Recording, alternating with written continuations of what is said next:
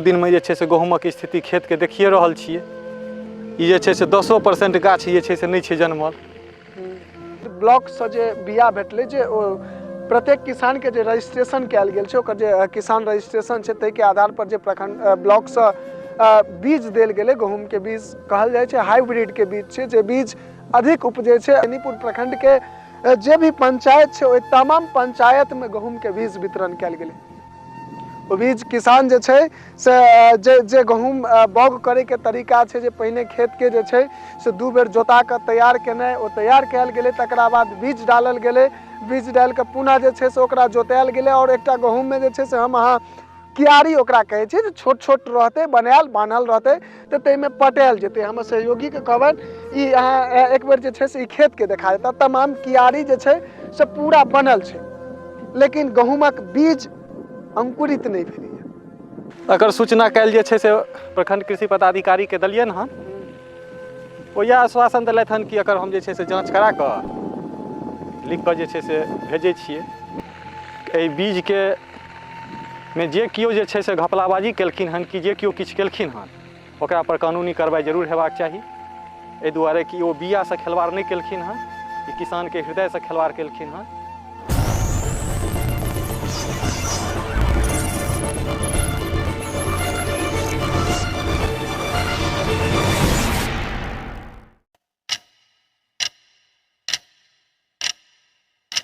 नमस्कार, स्वागत कर रहल छी जागो मैथिल में। हम शिवम कुमार चौधरी आइ उपस्थित भ गेल छी खेत में। ई अहाँ के खेत देखा रहल यऽ, और बता दी अहाँ सब गोटा के जे गहूमक खेती भ गेलै। गहूमक खेती मान लिया ई भैरवाद में हम सहयोगी के कहबे, एक बेर कैमरा के यहाँ चारू कात घुमा के देखा देता जे तमाम जे खेत छै तै में गहूम के खेती भ गेलै हन। आइ लगभग 15-16 दिन भेलै या विभिन्न खेत में छै से गहूम के बीज बौग केला।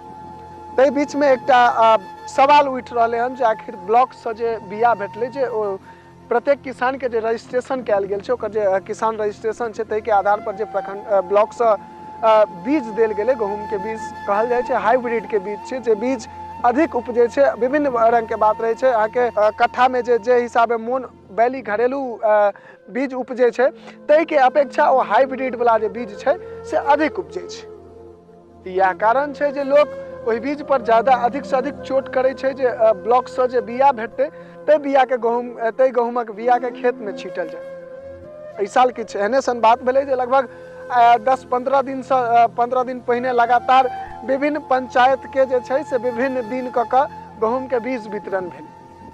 तरौनी, अमेठी, देवराम सबसे शुरुआत भेले, और विभिन्न गांव हावी बोआर, मझौरा, महिनाम सब पंचायत के बेनीपुर प्रखंड के जे भी पंचायत छै, ओहि तमाम पंचायत में गहूम के बीज वितरण कैल गेलै।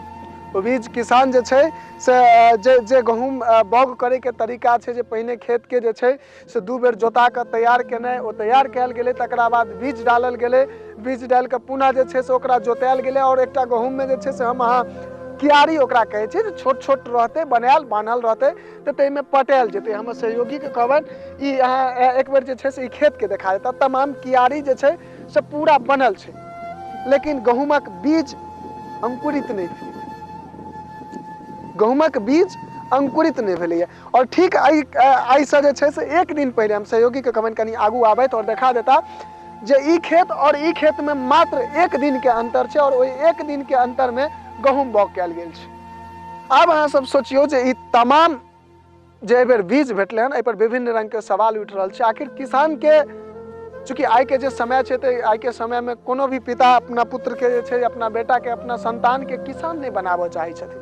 कारण यह छै जे कखनो बाढ़ि के पानि आबै छै तऽ फसल के भसिया के लऽ के चलि जाइ छै, कोनो साल रौदी भऽ जाइ छै तो फसल खराब भऽ जाइ छै, कोनो बेर ई देखियो ने, एहि साल जे छै से बीजे खराब निकलि गेलै, जेके कारण से बीजे अंकुरित नहीं भेलै। अब सोचियो जे ई तमाम तरह परेशानी के बावजूद किसान आइ के तारीख में खेती करे छै, आ ओहि खेती के बाद जो एहि प्रकार के समस्या सामने हेतै तो फिर किसान कोना के हिम्मत करथिन खेती करबाक लेल। 22 तारीख के जे छै से 22 नवंबर के जे छै से गहूम के बिया आनलिए, आ 24 तारीख के बौग केलिए। आइ 13 दिन भेलै हन। आइ जे छै से 6 तारीख छियै, 13 दिन भेलै हन, आ 13 दिन में जे छै से गहूमक स्थिति खेत के देखिए रहल छियै। ई जे छै से 10% गाछ जे छै से नहि छै जनमल। एहिके सूचना देलियै यऽ? एकर सूचना काल्हि जे छै से प्रखंड कृषि पदाधिकारीके देलियनि हँ।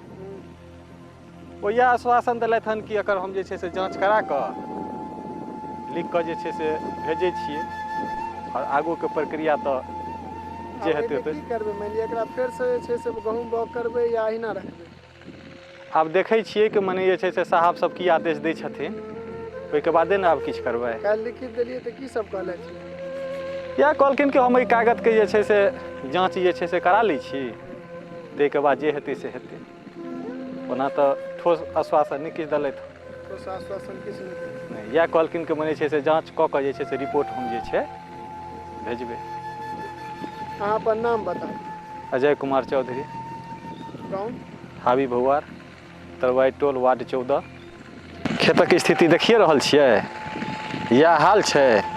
हम इएह कहबनि पदाधिकारी सबसँ आओर ई सरकारोसँ कहबनि, एहि बीजके मे जे केओ जे छै से घपलाबाजी केलखिन हन कि जे केओ किछु केलखिन हन, ओकरा पर कानूनी कार्रवाई जरूर हेबाक चाही। एहि दुआरे कि ओ बियासँ खेलवाड़ नहि केलखिन हन, ई किसानके हृदयसँ खेलवाड़ केलखिन हन। ताहि दुआरे जे एहिमे छथि कोनो पदाधिकारी लिप्त, ओकरा परमे कानूनी कार्रवाई जरूर हेबाक चाही, आ किसानके जे छै से एकर मुआवजा जरूर भेटबाक चाही। इएह हम अहाँके चैनलके माध्यमसँ कहऽ चाहै छी। सोचियो एहि पर में शुक्र दिन और शनि दिन जे छै से बेनीपुर में बहुत रंग के बवाल मचले। तमाम किसान ओहिठमा जाकर जे छै से हल्ला केलखिन, धरना केलखिन, और ताहि के आधार पर में माननीय जे विधायक बेनीपुर के विधायक श्री विनय चौधरी जी छथि से एकटा चिट्ठी लिखे छथिन अपना लेटर पैड पर में जे छै से ओ चिट्ठी लिख कऽ और आगू भेजे छथिन। सेवा में श्री रामकृपाल यादव जी, मंत्री कृषि विभाग, बिहार, पटना। विषय: बेनीपुर में गेहूं बीज 20 दिन बाद अंकुरित नहीं होने के कारण किसानों का मुआवजा देने के संबंध में महोदय, निवेदन है कि दरभंगा जिला अंतर्गत बेनीपुर प्रखंड में कृषि विभाग में गेहूं का बीज HD 2967 का वितरण किया गया था। निर्देशानुसार आवाद नियमों के अनुसार बुआई किया गया, लेकिन तय सीमा बीत जाने के बाद भी खेत में बीज अंकुरित नहीं हुआ, जिससे वहां किसानों को समय, पैसा, फसल नहीं होने की भारी क्षति हुई है। अतः निवेदन है कि जांच कराकर किसानों को हुई क्षति का उचित मुआवजा प्रदान किया जाए। हमरा दहिना कात जे खेती और बामा कात जे खेती मात्र 1 दिन का अंतर छै, मात्र 1 दिन का अंतर छै, जतय खेत में जे छै से एकटा बीज अंकुरित नहीं देखा रहल यऽ, और एहिठमा जे छै से खेत में आब लगभग हरियर देखा रहल छै तमाम चीज। बाकी आब अहाँ सब सोचियो जे एहि प्रकार के समस्या किसान के संगे होइ छै। हम सब सरकार से यह आग्रह करब जे तमाम ओ किसान के जे खेत में बीज नहीं पड़ले है, जिनकर रजिस्ट्रेशन के आधार पर में सब गोटा के पूरा प्रखंड में जे छै से एकर सूचना हेतै, प्रखंड कार्यालय में एकर पूरा जानकारी हेतै जे कोन कोन किसान जे छै से एहि जगह से बीज लऽ कऽ गेलथि है। ओहि तमाम किसान के जतेक ओ खेती केलथि है, ओहि खेतक मुआवजा हेबाक चाही और उचित बनै छै। चूँकि एते मेहनत के बाद यदि बीज एहि प्रकार के खराब रहतै जे एकटा दाना कतौ जे छै से पूरा खेत में एकटा दाना नहीं निकल पेतै, पूरा एकटा ई गेहूं के एहि फसल के समय जे छै से पूरा फसल मारल गेलै, किसान के पूरा फसल मारल गेलै, तो किसान के मुआवजा भेटनाइ उचित बनै छै। हम सहयोगी के कहबनि एक बेर अहाँके कैमरा चारू कात घुमा के देखाता जे तमाम जे खेत में जे सब खेत में जे छै से दोकान सब बिया आनि के बाउग कयल गेलै, जे सब खेत में घरेलू बीज के उपयोग कयल गेलै, ओहि तमाम खेत में जे छै से बीज अंकुरित भऽ गेल छै, ओहि तमाम खेत में बीज अंकुरित भऽ चुकल छै। लेकिन जै खेत में ब्लॉक से बिया डालल गेलै, खेत में ब्लॉक के बिया के उपयोग कयल गेलै, हाइब्रिड वाला बिया के उपयोग कयल गेलै, एहिमे बीज के नामो लिखल यऽ अहाँके HD 2967, ओहि बीज के उपयोग कयल गेलै। ओ पूरा खेत ओहिना जहिना जोतल कियारी बनल पड़ल छै, बस तहिना खेत पड़ल छै, और खेत में एकटा बीज अंकुरित नहीं भेलै छै, से अंकुरित भऽ रहल छै। घास छै नहि गहूँ छै, किछु बीज अंकुरित भऽ रहल छै और किछु बीज खराब भऽ चुकल छै। ई स्थिति छै खेतक। बाकी चाहब सब गोटे वीडियो के अधिक से अधिक शेयर कर लिया, ताकि और किनकर खेत में, अहूँ सबके खेत में यदि ब्लॉक वाला देल गेल बिया के इस्तेमाल केलहुँ हन, उपयोग केलहुँ हन और नहीं जन्म रहल यऽ, नहीं जन्मलन, नहीं अंकुरित भेलन ओ बीज, तो चाहब कमेंट में अवश्य बताबी और अपन खेतक वो फोटो, एकटा फोटो खेत में से घींच कर और ओकरा कमेंट में छे से टैग करी, ताकि तमाम ओ प्रमाण लऽ कऽ हम सब ओहिठमा पहुँची। और वो पहुँच कर चूँकि विभिन्न किसान जे छे से आवेदन सेहो कऽ चुकल छे।